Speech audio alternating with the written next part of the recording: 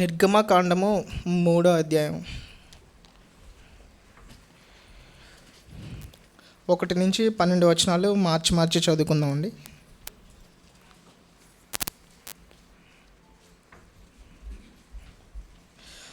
మోషే మిద్యాను యాజకుడైన ఇత్రో అను తన మామ మందను మేపుచు ఆ మందను అరణ్యము అవతలకు తోలుకొని దేవుని పర్వతమైన హోరేబుకు వచ్చెను.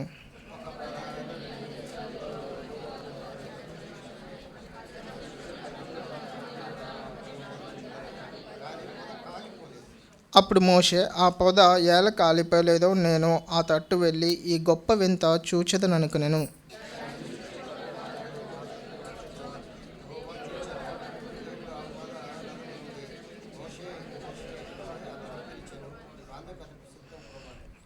అందుకు ఆయన, దగ్గరకు రావద్దు, నీ పాదముల నుండి నీ చెప్పులు విడువుము, నీవు నిలిచి ఉన్న స్థలము పరిశుద్ధ ప్రదేశము అనెను.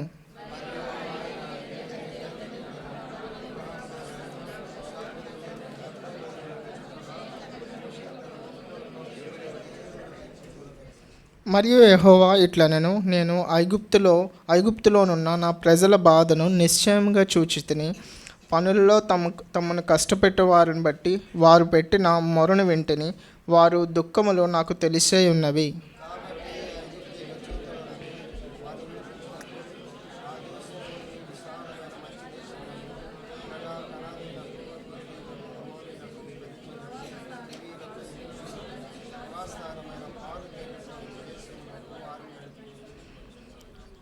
ఇశ్రాయేలీయుల మొరను నిజముగా నా యొద్దకు చేరినది.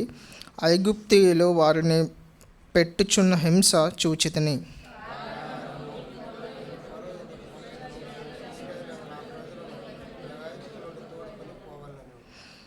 అందుకు మోషే, నేను ఫరో యొద్దకు వెళ్ళుటకు ఇశ్రాయేలీయులు ఐగుప్తులో నుండి తోడుకొని పోవుటకు ఎంతటి వాడినని దేవునితో అనగా,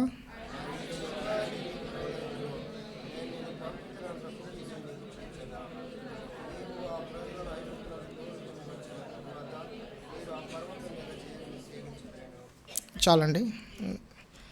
చదవబడిన వాక్యం బట్టి దేవునికి వందనాలు. ఇక్కడ మోషే ఏజ్ మనం చూసుకున్నట్లయితే మోషే ఏజ్ వచ్చేసి 80 years ఉంటుందండి. ఆల్మోస్ట్ 80 years టైంలోని దేవుడు మోషేని ఎన్కౌంటర్ చేస్తారనమాట. దేవుడు ప్రతి మనిషికి కూడా ఒక నిర్ణయ కాలం అనేది దేవుడు ఆయన ఉద్దేశిస్తారనమాట. ఆయన ఉద్దేశించినటువంటి సమయాన్ని బట్టి దేవుడు ప్రతి వ్యక్తిని కూడా తనకు తాను ప్రత్యక్షపరచుకునే విధంగా ఉంటారనమాట. మోషేకి ఇక్కడ 80 years వచ్చిన తర్వాత, అంటే 40 years అక్కడ రాకుమారుడిగా మోషే పెరుగుతాడు. తర్వాత 40 years వచ్చేసి ఇక్కడ మందను మేపుతాడు అనమాట. అంటే ప్రతి ఒక్కరి జీవితంలో కూడా చాలా విషయాలు ఉంటాయి. ప్రతి ఒక్కరి జీవితంలో కూడా అర్థం కాని పరిస్థితులు ఉంటాయి. రాజకుమారుడిగా ఉన్నవారిని ఇంకా హై లెవెల్కి తీసుకెళ్ళాలి, కానీ ఆ మందను మేపించడం ఏంటి అని అనుకుంటారనమాట. కానీ దేవుని యొక్క ప్రణాళికలు, ఆయన మన కొరకు సిద్ధపరిచినటువంటి శిక్షణ అనేది ఎప్పుడు కూడా వ్యర్థం కాదండి.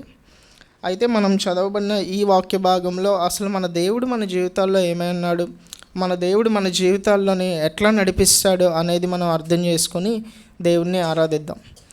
దేవుణ్ణి ఆరాధించేటటువంటి విషయంలో ఆయన లక్షణాలను బట్టి మనం ఆయన్ని కొనియాడాలండి. అది దేవుణ్ణి ఆరాధించడం అంటే.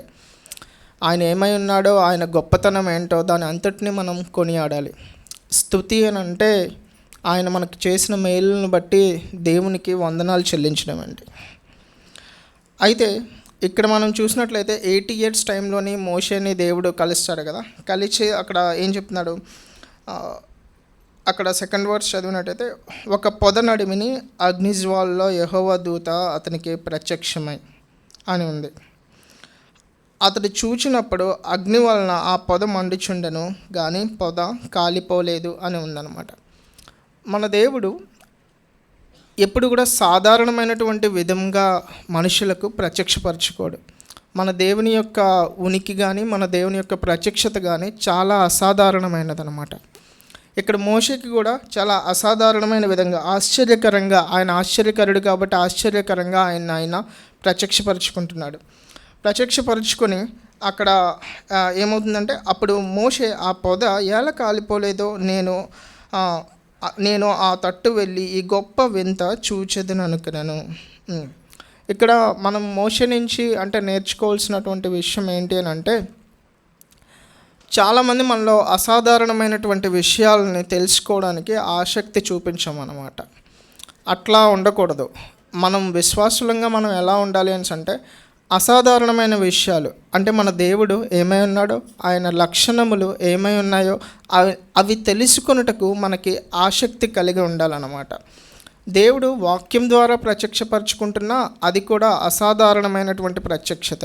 ఇది సాధారణమైనటువంటి వాక్యం కాదు, అసాధారణమైనటువంటి వాక్యం అన్నమాట. సో మన దేవుడు తనని తాను ఆయన సమయంలో, ఆయన నిర్ణయించుకున్నటువంటి కాలంలో మనకు ప్రత్యక్షపరచుకుంటాడు అన్నమాట. మన దేవుని యొక్క ప్రత్యక్షత చాలా అసాధారణమైనది. అందుని బట్టి మనం దేవుణ్ణి ఆరాధించాలి. అట్లానే అక్కడ మనం 3rd verse చదువుతుంటే, అప్పుడు మోషే ఆ పొద ఎలా కాలిపోదేలో నేను ఆ తట్టు వెళ్ళి ఈ గొప్ప వింత చూచెదను అనుకుని, దాన్ని చూచుటకు అతడు ఆ తట్టు వచ్చుట యెహోవా చూచెను. దేవుడు ఆ పొద నుండి మోషే మోషే అని అతన్ని పిలిచెను. అక్కడ ఏంటి అంటే, మోషే అక్కడ చూడడానికి వెళ్తున్నారు. దేవుడు మోషేని గమనిస్తున్నారు అనమాట. మనల్ని కూడా మన దేవుడు చూచేటటువంటి దేవుడు, మనల్ని కూడా మన దేవుడు గమనించేటటువంటి దేవుడు. కాబట్టి మన క్రియలు కానీ మన నడవడిక కానీ చాలా ప్రత్యేకంగా ఉండాలి. ఇక్కడ దేవుడు అంటే ఇక్కడ మనం నేర్చుకున్నది ఏంటి అని అంటే, ఈ వాక్య భాగం బట్టి దాన్ని చూచుటకు అతడు ఆ తట్టు వచ్చుట యెహోవా చూచెను అని ఉందన్నమాట. దేవుడు మోషేని అక్కడ గమనిస్తున్నాడు. మోషే తాలూకా మూమెంట్స్ని దేవుడు గమనిస్తున్నాడు. మోషేని మాత్రమే కాదు, మన దేవుడు మోషేని ఎంత ప్రేమిస్తున్నాడో మనల్ని కూడా అంతే ప్రేమిస్తున్నాడు. మోషేని మనల్ని ఒకేసారి మన దేవుడు ప్రేమించేటటువంటి దేవుడు అనమాట. అర్థమైందా? మనం పుట్టకముందే ఆయన మనల్ని ప్రేమించాడు, ఆయన ప్రేమలో మనల్ని కనుగొన్నాడు అనమాట. కాబట్టి ఆయన మనల్ని కూడా చూసేటటువంటి దేవుడు. ఆయన చూస్తున్నాడు అనేటటువంటి జాగ్రత్త, ఆయన చూస్తున్నాడు అనేటటువంటి గమనిక మనం ఎప్పుడు కూడా బుర్రలో కలిగి ఉండాలి. అట్లా ఉంటే మన నడవడిక అనేది చాలా జాగ్రత్తగా ఉంటుంది అనమాట. అంత మాత్రమే కాదు, మోషే మోషే అని అతన్ని పిలిచను. మోషేని పేరు పెట్టి పిలిచినటువంటి దేవుడు. మన దేవుని యొక్క పిలుపు మనుషులు పిలిచేటటువంటి పిలుపు లాంటిది కాదు. మన దేవుని యొక్క పిలుపు ఆయన పేరు పెట్టి మోషేని అక్కడ పిలుస్తున్నాడు. నిజంగా ఇక్కడ ఈ 80 years టైంలో మోషేని దేవుడు పిలిచినటువంటి పిలుపు చాలా ప్రత్యేకమైనది. ఎందుకోనంటే, తన ప్రజలు బానిసత్వంలో ఉన్నారు, తన ప్రజలు ఇబ్బందుల్లో ఉన్నారు, తన ప్రజలు నలిగిపోతున్నారు.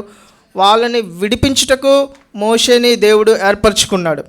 మోషేని దేవుడు 40 years మిద్యాను అరణ్యంలో దేవుడు 40 years ఆ మేకల్ని మేపించడానికి కారణం ఏంటి అని అంటే, ఆ యొక్క ప్లేస్ అంతటిని కూడా నెక్స్ట్ 40 yearsలో ఎవరినైతే ఆ యొక్క కాల్బరాన్ని నడిపించడానికి ఆ ప్లేస్ అంతటిని కూడా దేవుడు ఫస్ట్ ట్రైన్ చేశాడు. మోషేకి అలవాటు అయిందన్నమాట. అది మనం ఎక్కడ చూస్తామంటే,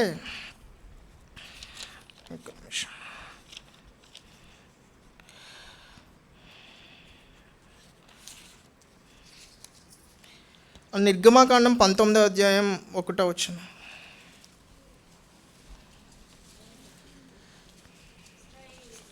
ఇశ్రాయేలీలు ఐగుప్తు దేశమందు బయలుదేరిన 3వ నెలలో వారు బయలుదేరిన నాడే 3వ నెల ఆరంభం దినమందే సీనాయి అరణ్యంలోకి వచ్చారు. ఇది కూడా ఇక్కడ హోరేబు దేవుని పర్వతమైన హోరేబుకి వచ్చాను అన్నాను కదా, అది సీనాయి కొండ అండి. సీనాయి కొండ అని కూడా పిలుస్తారు దాన్ని. అంటే సేమ్ ప్లేస్, ఆ ప్లేస్లోని దేవుడికి ముందే తెలుసు, ఆ ప్లేస్ ద్వారా అంతమంది కాల్బరాన్ని నడిపించాలి అనే దేవుడికి తెలుసు. కాబట్టి దేవుడు మోషేని ఫస్ట్ అక్కడ ట్రైన్ చేశాడు. ఆ ప్లేస్ అంతా దేవుడు అలవాటు అయ్యేటట్లు మోషేకి చేశాడు అన్నమాట. మన జీవితాల్లో కూడా దేవుడు ఉద్దేశించినటువంటి ఏ పనైనా, దేవుడు ఉద్దేశించినటువంటి ఏ సమయమైనా అది వ్యర్థం కాదు. మనం అనుకుంటాం దేవుడు వాళ్ళని మంచి పొజిషన్లో పెట్టాడు, నన్నేంటి ఈ పొజిషన్లో పెట్టాడు అనుకుంటాం. దేవుడు ప్రతి ఒక్కరిని ప్రత్యేకమైనటువంటి పిలుపుతో పిలుస్తాడు. ప్రతి ఒక్కరిని ప్రత్యేకంగా చూసేటటువంటి దేవుడు మన దేవుడు. కాబట్టి నన్ను ఈ స్థితిలో దేవుడు పెట్టాడు అని అంటే ఖచ్చితంగా ఆయన ప్రణాళికను బట్టే పెడతాడు అనమాట. అది ఖచ్చితంగా మన జీవితంలోనే ఉపయోగపడుతుంది. ఇక్కడ మోషే నుంచి మనం నేర్చుకోవాల్సినటువంటి విషయం అదండి.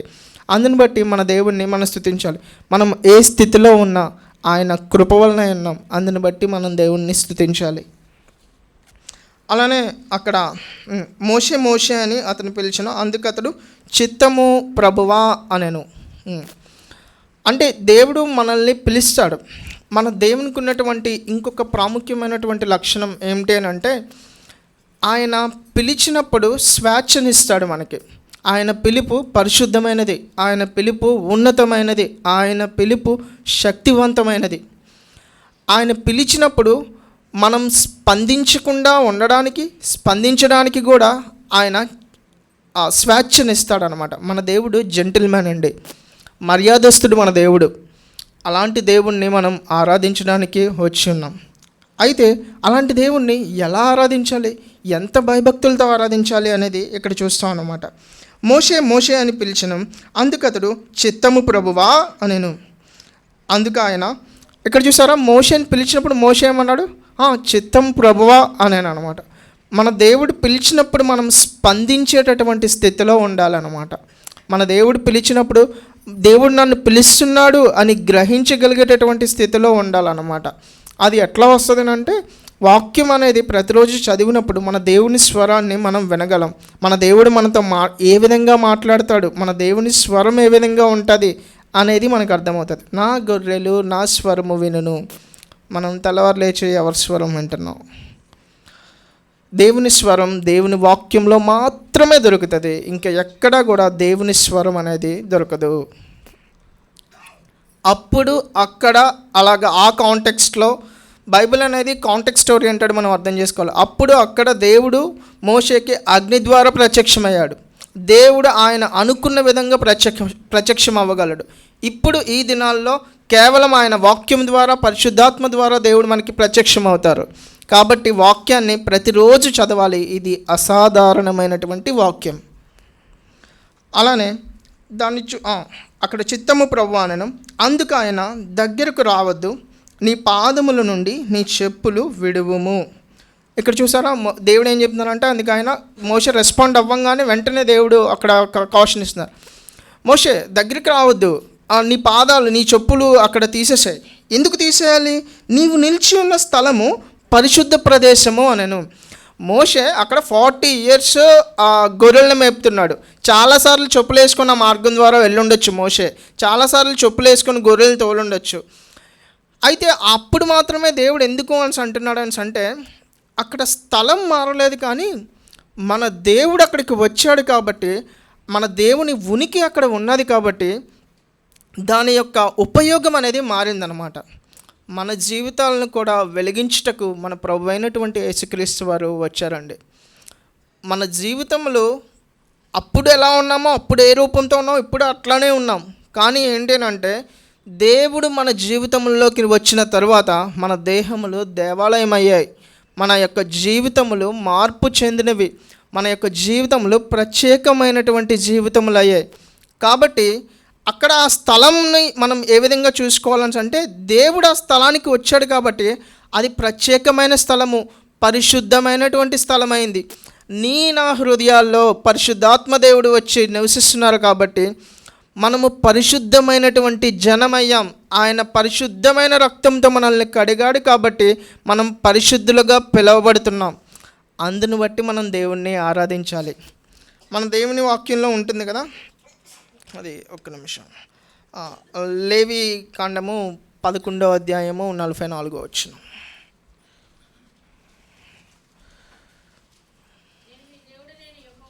నేను మీ దేవుడనైన యెహోవాను, నేను పరిశుద్ధుడను గనుక మీరు పరిశుద్ధులై ఉండినట్లు మిమ్మల్ని మీరు పరిశుద్ధపరచుకున్న వలన. మన దేవుడు హోలీ గాడ్. మనల్ని కూడా ఆయన పిలిచిన పిలుపు పరిశుద్ధమైనది, ఆయన ఉన్న ఉనికి పరిశుద్ధమైనది. మన దేవుని పరిశుద్ధతకు సరిహద్దులు ఉండవండి. కాబట్టి మనల్ని కూడా ఆయన పరిశుద్ధంగా ఉండమని చెప్తున్నాడు. అయితే ఎందుకు దగ్గరికి రావద్దనేసాడు మోషేని? ఆయన కన్నుల్లో దుష్టత్వాన్ని అసలు చూడలేవు, అసలు పాపాన్ని ఆయన సహించలే, అంతటి పరిశుద్ధుడు. అయితే మోషేని ఆయన మార్పు చెందించాల్సిన అవసరం ఉంది. మోషే అక్కడ సాధారణమైనటువంటి మనిషిగా ఉన్నాడు. దేవుని యొక్క ప్రకాశాన్ని, దేవుని యొక్క ఉనికి చాలా ప్రకాశవంతమైనది, అది చాలా పరిశుద్ధతతో కూడుకున్నది. దాన్ని సాధారణమైనటువంటి పాపి అయినటువంటి మానవుడు తట్టుకోలేడు. కాబట్టే ఆయన శరీరధారియే మన మధ్యకి వచ్చి నివసించాడు అనమాట. అందుకనే మోషేని అక్కడ అంటున్నాడు, మోషే దగ్గరికి రావద్దు, నీ పాదముల నుండి నీ చెప్పులు విడువుము. అట్లానే దేవుని దగ్గరికి మనం వస్తున్నప్పుడు ఇక్కడ చెప్పులు విడువము, ఇది అక్షరార్థంగా మనం అర్థం చేసుకోకూడదు, కానీ ఆత్మానుసారంగా మనం అర్థం చేసుకుంటే ఏంటి అని అంటే, దేవుని దగ్గరికి వచ్చినప్పుడు నువ్వు దేవునికి అడ్డంగా ఉన్నవి, దేవునికి అయిష్టమైనవి విడిచిపెడుతున్నావా? ఆరాధనకు వస్తున్నటువంటి మనం ఏ విధంగా వస్తున్నాం? ఆరాధనకు వస్తున్నటువంటి మనం నిజంగా దేవుని మీద భయభక్తులతో మనం వస్తున్నామా? నిజంగా దేవుని సన్నిధి అని మనం వణుకుతున్నామా? ఆ గమనిక మనకు ఉంటుందా? గ్రహిస్తున్నామా? అటు రీతిగా మనం ఆరాధిస్తున్నామా? ఎలాంటి హృదయంతో ఆరాధిస్తున్నాం? మన హృదయాన్ని శుద్ధి చేసుకోవాలి అనేది ఇక్కడ ఈ వాక్యం యొక్క ఆత్మానుసారమైనటువంటి అర్థం అండి. హృదయాన్ని శుద్ధ కలిగిన హృదయంతో వచ్చి అంత పరిశుద్ధుడైనటువంటి దేవుడిని ఆయన రక్తంతో మన హృదయాలు కడగబడి అప్పుడు మనం ఆరాధించాలన్నమాట. అంతటి పరిశుద్ధుడైనటువంటి దేవుడు మనం ఆరాధించేటటువంటి దేవుడు. నీ పాదముల నుండి నీ చెప్పులు విడుము, నీవు నిలిచి ఉన్న స్థలము పరిశుద్ధ ప్రదేశము అనెను. మరియు ఆయన, నేను నీ తండ్రి దేవుడను, అబ్రహాము దేవుడను, ఇస్సాకు దేవుడను, యాకోబు దేవుడను అని చెప్పగా మోషే తన ముఖమును కప్పుకొని దేవుని వైపు చూడవెరచెను. ఇక్కడ చూసారా, ఇక్కడ దేవుడు తను ఎవరో మోషేకి చెప్తున్నాడు. చెప్పి దేవుడు మోషేతో మాట్లాడుతున్నప్పుడు మోషే తన ముఖాన్ని ఏం చేసుకున్నాడంటండి? కప్పుకున్నాడంట. ఎందుకు కప్పుకున్నాడు? దేవుని సన్నిధికి చాలా క్వాలిటీస్ ఉంటాయండి.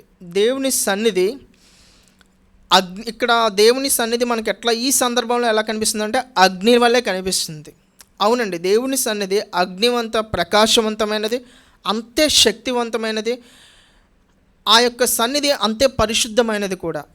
అలాంటి సన్నిధిలోనికి మోషే వచ్చినప్పుడు, అంటే మనం దేవునికి సమీపంగా వెళ్తున్నప్పుడు ఏమవుతుంది అని అంటే, మనం ఏంటో, మన స్టాండర్డ్ ఏంటో, మనం ఎలాంటి పాపాలు చేశామో, మనం ఇంకా ఎటువంటి అతిక్రమముల్లో ఉన్నామో అవన్నీ కూడా మన దేవుని సన్నిధి మనం గ్రహించేటట్లు చేస్తుంది. అంత గొప్పది దేవుని సన్నిధి.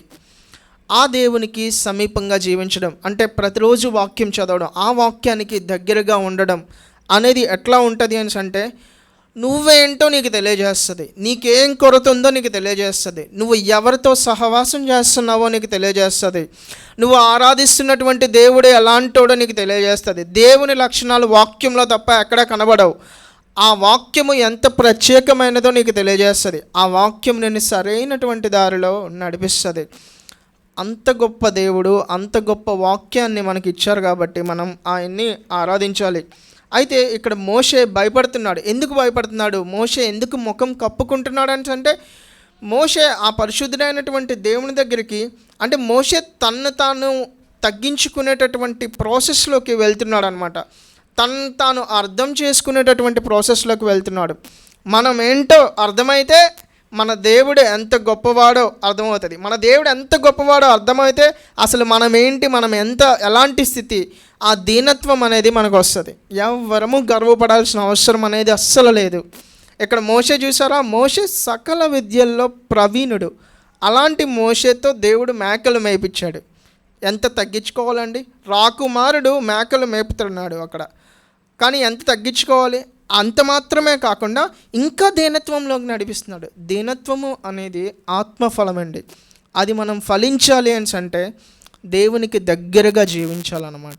దేవునికి దగ్గరగా వెళ్తున్నప్పుడే మోషే ఆ మీక్నెస్ అనేది అతనిలోనికి వస్తుందన్నమాట. ఎందుకు మీక్నెస్, ఎందుకు అంత ప్రిపేర్ చేస్తున్నాడు దేవుడు అని అంటే, God has a plan for everyone. దేవునికి ప్రతి ఒక్కరి పట్ల ఒక ప్రణాళిక ఉంటుంది. ఆ పర్పస్లోకి నడిపించాలి అని అంటే ఆయన ఉద్దేశించబడినటువంటి సమయము, ఆ శిక్షణ చాలా చాలా అవసరం అన్నమాట. మన దేవుడు ఇంకా మనం అట్లా చూసినట్లయితే, అంటే నా సమయం అయిపోతుంది, ఇంకా మనం చూసినట్లయితే మన దేవుడు మాట్లాడేటటువంటి దేవుడు. ఇంకా ముందుకెళ్ళి అక్కడ 7th వర్స్లో చూసినట్టయితే వారు మొరను వారు వారు పెట్టిన మొరను వింటిని అని అంటున్నాడు. వారి దుఃఖము నాకు తెలిసే ఉన్నది అని అంటున్నారు అనమాట. మిమ్మల్ని ఎవరు పట్టించుకోవట్లేదా, మిమ్మల్ని ఎవరు కనిపెట్టట్లేదు అనుకుంటున్నారా? నీ మొర దేవునికి తెలుసు, నీ దుఃఖము దేవునికి తెలుసు. ప్రార్థన ఆలకించేటటువంటి దేవుడు, అందుకని మన దేవుణ్ణి మనం ఆరాధించాలి. ఆయన పరిశుద్ధుడైనటువంటి దేవుడు, అసాధారణమైనటువంటి ప్రత్యక్షత కలిగినటువంటి దేవుడు. ఆయన సన్నిధి చాలా శక్తివంతమైనది, అందుకని మన దేవుణ్ణి మనం ఆరాధించాలి. ఆయన మనల్ని దీనత్వంలోనికి, ఆయన మనల్ని షేప్ చేసేటటువంటి దేవుడు, అందుకని మన దేవుణ్ణి మనం ఆరాధించాలి. ప్రార్థన ఆలకించేటటువంటి దేవుడు, మనకు తోడుగా ఉన్నటువంటి దేవుడు. ఎవ్వరు మనల్ని గౌరవించినా గౌరవించకపోయినా ఆయన జెంటిల్మెన్ అండి. ఆయన ఖచ్చితంగా మనల్ని గౌరవిస్తాడు, మనల్ని విలువిస్తాడు, మనల్ని గుర్తించేటటువంటి సర్వోన్నతమైనటువంటి దేవుడు ఆయన. అంత సర్వోన్నతమైనటువంటి దేవుడు మనకు తోడుగా ఉన్నప్పుడు ఆయన్ని ఆరాధించేటప్పుడు ఆయన గొప్పతనాన్ని కొనియాడుటలో మనం ఏ విధంగా కూడా అసలు తక్కువగా ఉండకూడదు. ఆరాధన అనేది ఏంటి అంటే దేవుడు తన స్వరాన్ని మనకు వినిపించినప్పుడు మనము స్పందించేటటువంటి ప్రతిస్పందన ఆయన్ను ఆరాధించేదిగా ఉండాలి. దేవుడు తన పిలుపును పిలుపుతో మనల్ని పిలిచినప్పుడు, తన యొక్క స్వరాన్ని మనకు వినిపించినప్పుడు మనం ఏ విధంగా స్పందిస్తున్నాం? మనం అటు రీతిగా మోషే వలె భయపడుతూ వణుకుతూ ఆయన సన్నిధికి మనం వస్తున్నామా? మోషే వలె ఆయన్ను గౌరవిస్తున్నామా? అక్కడ చెప్పులు విడిచుట అంటే ఆయన్ని గౌరవించేటటువంటి గౌరవాన్ని తెలియజేసేదండి. మనం కూడా మన దేవునికి అంత వాల్యూ ఇస్తున్నామా? లేదు అంటే అలవాటు అయిపోయాడా మన దేవుడు మనకి? ఇక్కడ మన ప్రభువు, ఇక్కడ సింహాసనం మీద మన ప్రభువు కూర్చున్నాడని మనం గమనిస్తున్నామా? లేదు అంటే క్యాజువల్ అయిపోయాడా మన దేవునికి? అసలు మన సెల్ ఫోన్స్ మనకి ఎక్కువ అయిపోయాయా? లేదు అంటే దేవుడు మనల్ని చూస్తున్నాడని మనం గ్రహిస్తున్నామా? మన ఆరాధన అనేది చాలా ప్రత్యేకమైనది. మన సంఘంలో ఉన్నటువంటి ప్రత్యేకమైనటువంటిది ఏంటంటే వ్యక్తిగత ఆరాధన. దాన్ని చాలా ఘనంగా ఎంచుతారని నేను నమ్ముచున్నానండి. ఈ చిన్న వాక్యమును బట్టి దేవుడు మనల్ని అందరినీ ఆరాధనలోకి నడిపించును గాక.